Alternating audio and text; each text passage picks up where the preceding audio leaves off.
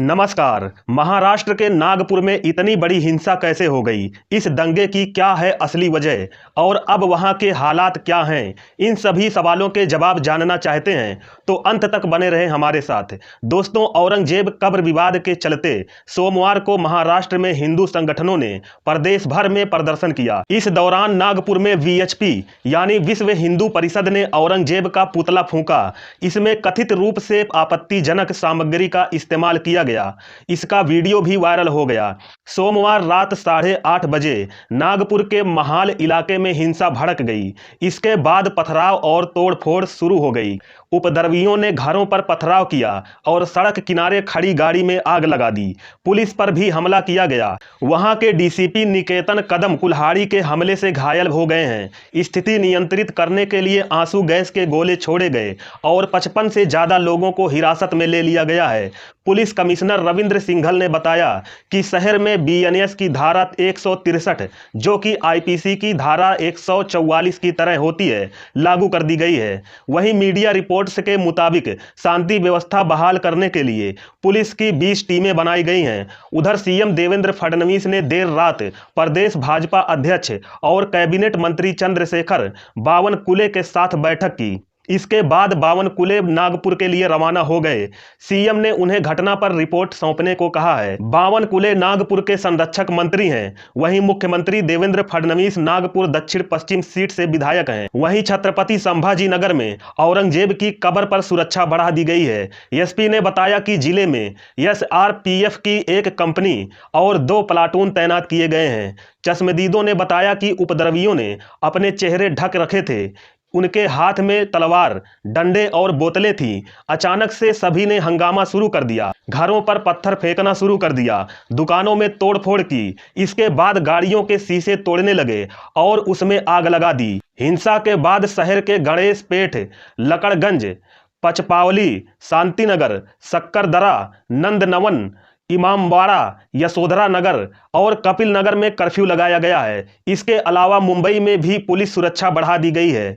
मालवड़ी, भिंडी बाजार, कुर्ला, शिवाजी नगर, मानखुर्द और अंटा पहिल जैसे मुस्लिम बहुल इलाकों में स्थानीय पुलिस को सतर्क कर दिया गया है। मुंबई पुलिस ने भी विभिन्न इलाकों के सभी धर्मों के प्रमुख लोगों से संपर्क कर किसी भी प्रकार की अफवाह पर विश्वास नहीं रखने की अपील की है। दोस्तों, पूरा विवाद महाराष्ट्र के सपा विधायक अबू आजमी के बयान से शुरू हुआ।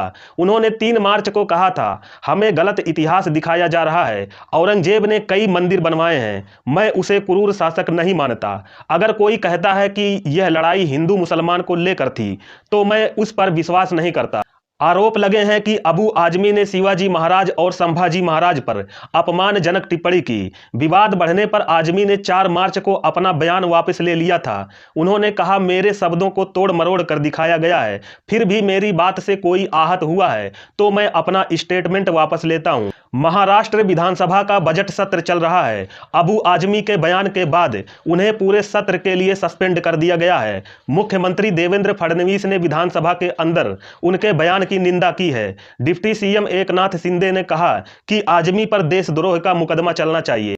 मामला यहीं नहीं रुका। उत्तर प्रदेश के मुख्यमंत्री योगी आदित्यनाथ ने भी यूपी विधानसभा में बजट सत्र के दौरान आजमी के बयान की आलोचना की। उन्होंने कहा, भारत की आस्था को रौंदने वाले का महिमा मंडन करने वाले सदस्य को सपा से बाहर निकाल देना चाहिए। उसे यहां बुलाइए। यूपी ऐसे लोगों का उपचार करने में देर नहीं करता है। बढ़ते विवाद के बीच छत्रपति शिवाजी महाराज के वंशज और सतारा से भाजपा सांसद उदय नराजे भोसले ने औरंगजेब की कब्र को ढहाने की मांग की है। उन्होंने कहा, एक जेसीबी मशीन भेजकर उसकी कब्र को गिरा दो। वह एक चोर और लुटेरा था। मुख्यमंत्री देवेंद्र फडणवीस ने भी इस मांग का समर्थन किया है। तेलंगाना के भाजपा विधायक टी राजा सिंह ने भी कब्र हटाने की मांग की है। उन्होंने केंद्रीय मंत्री गजेंद्र सिंह शेखावत को चिट्ठी लिखकर कब्र के रखरखाव पर खर्च का विवरण मांगा है।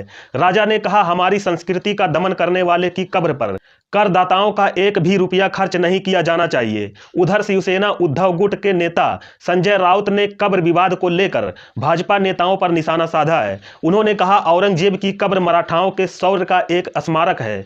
यह आने वाले पीढ़ी को बताएगा कि किस तरह से शिवाजी महाराज और मराठा सैनिक आक्रांताओं से लड़ते रहे। वहीं कांग्रेस विधायक विजय वडेट्टीवार ने भाजपा पर निशाना साधते हुए कहा, वे नहीं चाहते कि महाराष्ट्र के लोग शांति से रहें। मैं उनसे कहना चाहूंगा कि औरंगजेब 27 साल तक यहां रहे और वे राज्य के लिए कुछ नहीं कर पाए। अब उनकी कब्र हटाने के बाद क्या मिलेगा? औरंगजेब की कब्र ढहाने का मांग का मामला तूल पकड़ने लगा है। बजरंग दल के नेता नितिन महाराजन ने औरंगजेब की कब्र हटाने की मांग की है। उन्होंने कहा कि अगर सरकार ऐसा करने में विफल रहती है तो इसका भी बाबरी मस्जिद जैसा ही हश्र होगा। इसके बाद बजरंग दल और वीएचपी ने 17 मार्च को पूरे महाराष्ट्र में धरना प्रदर्शन करने की घोषणा की है। वीएचपी के क्षेत्रीय मंत्री गोविंद शेंडे ने कहा है, हम जिला कलेक्टरों को ज्ञापन देने के साथ ही औरंगजेब का पुतला जलाएंगे। इसके बाद ही छत्रपति संभाजी नगर में औरंगजेब की कब्र की सुरक्षा बढ़ा दी गई है। महाराष्ट्र में कई जगह सोमवार को बजरंग दल और वीएचपी ने प्रदर्शन किया था। ऐसे ही एक प्रदर्शन के बाद नागपुर में हिंसा भड़क गई। मुगल सम्राट औरंगजेब की कब्र छत्रपति संभाजी नगर से 25 किलोमीटर दूर खुलदाबाद में है। इतिहासकारों के मुताबिक 1707 में जब औरंगजेब की मौत के बाद बादशाह की इच्छा के अनुसार उसे खुलदाबाद में उसके आध्यात्मिक गुरु शेख जैनुद्दीन की दरगाह के पास दफनाया गया। औरंगजेब की कब्र साधारण मिट्टी की बनी हुई थी, जिसमें बाद में ब्रिटिश वायसराय कर्जन ने संगमरमर लगवाया था। इस स्थान को ऐतिहासिक और धार्मिक दृष्टि से महत्वपूर्ण माना जाता है, जहां लोग आज भी श्रद्धांजलि देने पहुंचते हैं। दोस्तों, इस पूरे विवाद पर और पूरी हिंसा पर आपका क्या विचार है? कमेंट बॉक्स में अपनी प्रतिक्रिया जरूर दीजिएगा। आपसे एक रिक्वेस्ट है, कृपया हमारे चैनल को सब्सक्राइब करें और वीडियो को लाइक जरूर कर दें। मिलते हैं अगली वीडियो में। नमस्कार।